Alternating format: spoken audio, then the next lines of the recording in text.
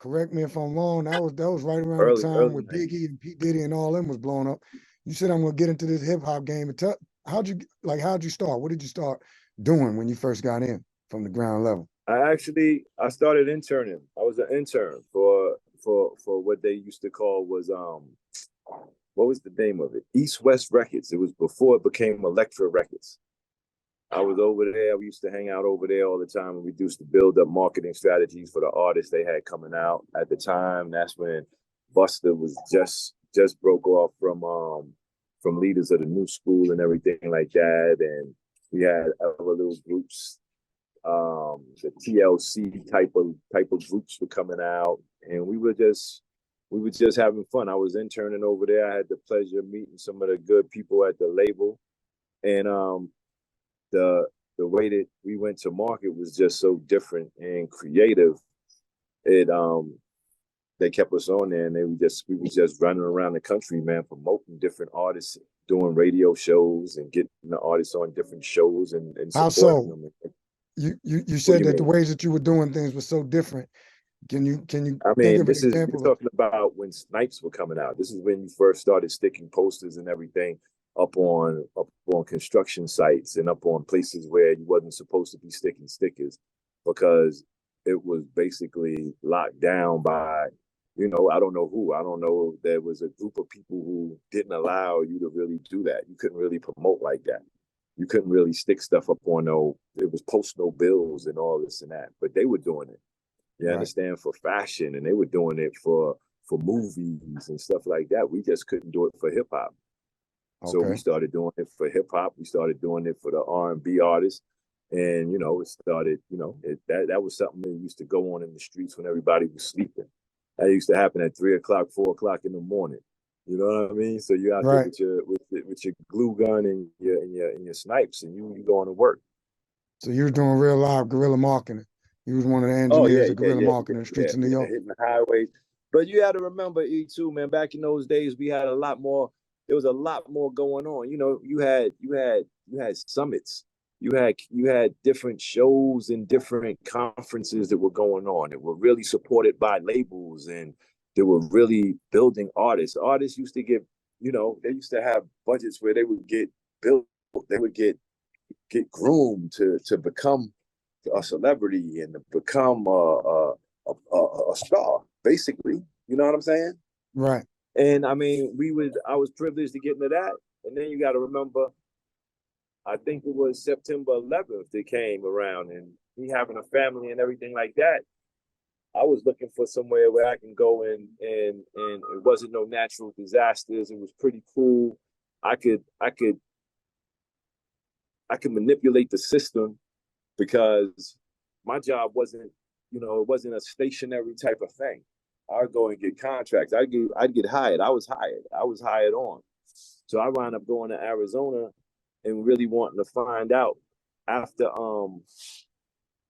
such a long time of the bootlegging and the music business really started suffering. You got to remember in the 90s, man, that's when the mini discs came out and they were trying to figure out how to code CDs so you couldn't copy them because every corner you went on there was bootleggers, Right. you know. Right. So And what happened in and Arizona? I started, I'm down there, and at the time, you know, I'm still moving around in the industry, but down there it wasn't really a big music industry. But what they did have down there that associated with music was the amplification. They had a lot of stereo shops down there. That's where you had Okay. MTX Audio, you had Rockford Fosgate, you had this Fosgate, all kinds of different audio things because people was Right. hooking up their cars and stuff. That was more on the West Coast, so they were hooking up cars, and the way that they would be magnifying sound, something I loved. I love music. That's why I was involved in music in that space anyway. So now Right. I'm down here with all these people who are taking the sound and magnifying it. I was like, wow, God, we on to something here. And I got involved with a company called MyTech. And because, it's a bunch of tech guys, they don't move the way that we move. I'm coming from Brooklyn, New York, dealing with artists and dealing with labels. And, at that time you got Math and Red. You got real hip hop, real things going on out in the world. So, we had a different kind of swag to us because we were in the belly of the beach. That's where we came from, the belly of the beach. So right. What did my tech own? What type? I mean, I know they was a speaker my company, tech but corporation owned MTX Audio. They own Extent Audio.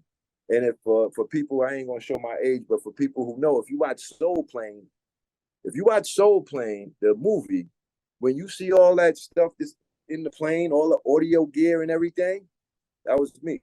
We was doing that. I was placing all that stuff in there.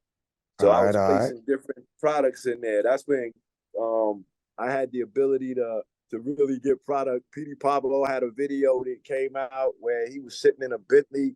I had lace. I think you was there, matter of fact, at the time. He was down in Atlanta. And that's when Sierra, and that's Sierra's first video, because we used to shoot 3 or 4 videos in a day.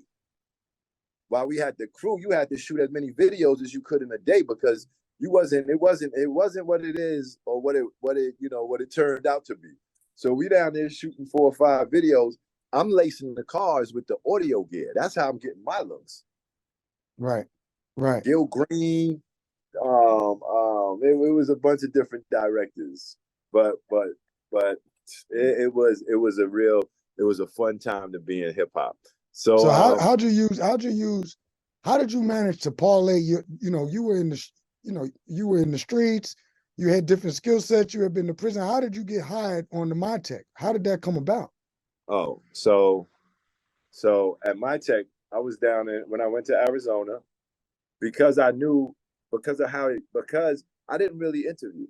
I never really interviewed. And we'll talk about that a little bit later, because that could be a problem later on in life, if something does go a little south and people find out, like, what? They find out about your past, and then they really whoa, wait a minute. Like, he was involved. This happened? Why we didn't? Oh my God, what the? You know what I'm saying? So we'll talk about that in a little while. We'll talk about that in a while, because the one thing I'll tell you, man, is, here, man, in America, in this land, what I've learned, bro, is you will never outlive what you've done in the past. You understand? They'll never forget that. And the first thing that you will be, if I could be the best dude in the world right now, but if anything ever go down, and that's just say anything ever happen, and I get looked at for some reason, the first thing you're gonna hear about is my past. And no doubt. That's just they're gonna bring that up. So with a quickness, that'll be the first thing you hear. I could have saved 20 people out of a burning building in a cat, but I got into a beef with the officer at trying to get back in the building. Right. Now that's gonna wipe out all your good. I'm a bad guy. That's how we already know. We already know. Yeah, and that's why I applaud you, man, for doing what you do, because it's a lot of people spend a lot of time behind the wall, man, doing different things, and waiting. Eminem once said, man, I've been waiting for this. What is it? No, it's 50 who said, I've been waiting for this moment for a very long time. You know what I'm saying?